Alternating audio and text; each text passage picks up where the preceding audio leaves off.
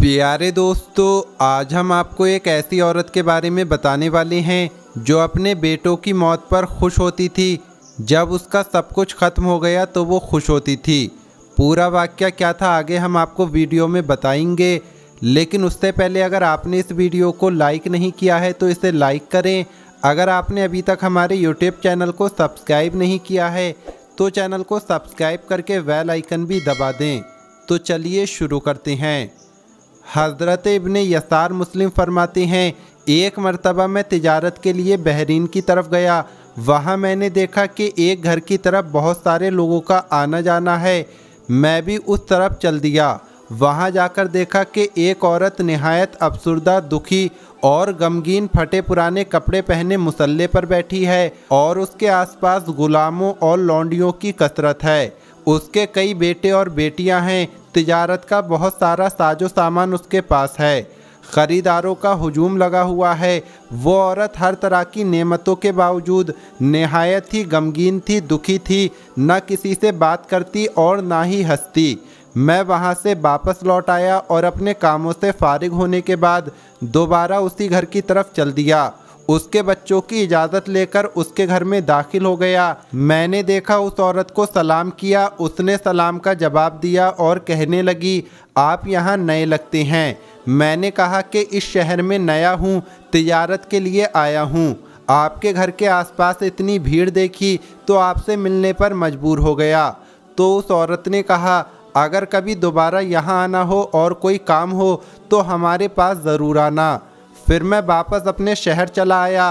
कुछ दिनों के बाद मुझे दोबारा किसी काम के लिए उसी औरत के शहर में जाना पड़ा।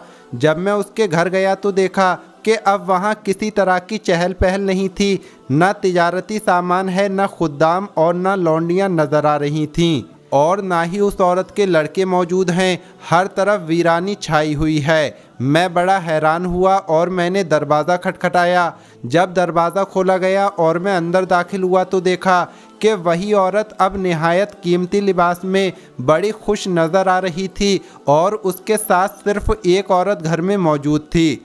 उसके अलावा कोई और नहीं था। मुझे बड़ा ताज्जुब हुआ और मैंने उस औरत से पूछा, जब मैं पिछली मर्तबा तुम्हारे पास आया था तो तुम बहुत सारी नेमतों के बावजूद गमगीन और दुखी थीं, यानी तुम्हारे पास बहुत सारी नेमतें थीं लेकिन फिर भी तुम दुखी थीं। लेकिन अब खादिमों, लौंडियों और दौलत के बगैर तुम बहुत खुश और मुतमईन नज़र आ रही हो। इसमें क्या राज है? तो वो औरत कहने लगी, तुम ताज्जुब ना करो। बात दरअसल ये है कि जब तुम पिछली मर्तबा मुझसे मिले थे तो मेरे पास दुनियावी नेमतों की बहुत कसरत थी, यानी बहुत सारी नेमतें थीं। मेरे पास माल, दौलत और औलाद की कसरत थी।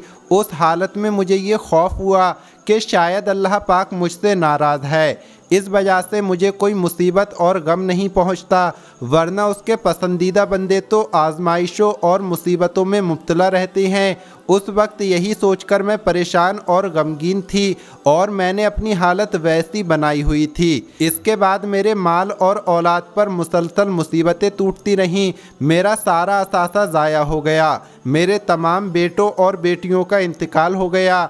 खुद्दाम, लौंडियाँ, कनीज़ें सब जाती रहीं और मेरी तमाम दुनियावी नेमतें मुझसे छीन ली गईं। अब मैं बहुत खुश हूँ कि मेरा रब मुझसे राज़ी है। इसी वजह से तो उसने मुझे आजमाइश में मुब्तला किया है। मैं इस हालत में अपने आप को बहुत खुशनसीब समझ रही हूँ, इसलिए मैंने अच्छा लिबास पहना हुआ है। हज़रत इब्ने यसार मुस्लिम फरमाते हैं, इसके बाद मैं वहाँ से चला आया और मैंने हज़रत अब्दुल्ला बिन उमर को उस औरत के बारे में बताया तो वो फरमाने लगे, उस औरत का हाल तो हज़रत अय्यूब अलैहिस्सलाम की तरह है और मेरा तो ये हाल है कि एक मर्तबा मेरी चादर फट गई तो मैंने उसे ठीक करवाया, लेकिन वो मेरी मर्ज़ी के मुताबिक ठीक ना हुई तो मुझे इस बात ने काफ़ी दिन गमगीन कर रखा। दोस्तों, बंदे पर मुसीबत आना इसलिए होता है कि अल्लाह पाक अपने बंदे को आजमाना चाहता है कि वो उस मुसीबत में कितना सब्र और शुक्र कर रहा है। अल्लाह पाक ने हमें बहुत सारी नेमतें अता की हुई हैं तो भी हमें अल्लाह पाक का शुक्र अदा करना चाहिए, और अगर किसी वजह से हमारे ऊपर मुश्किल या परेशानी आती है तो भी हमें अल्लाह पाक का शुक्र अदा करना चाहिए। हर हाल में अल्लाह पाक का शुक्र अदा करना चाहिए। अल्लाह पाक हम सबको अमल करने की तौफीक अता फरमाए। आमीन अल्लाहुम्मा आमीन। आज की इस वीडियो में इतना ही। मिलेंगे अगली वीडियो में। अस्सलामु अलैकुम। अल्लाह हाफिज़।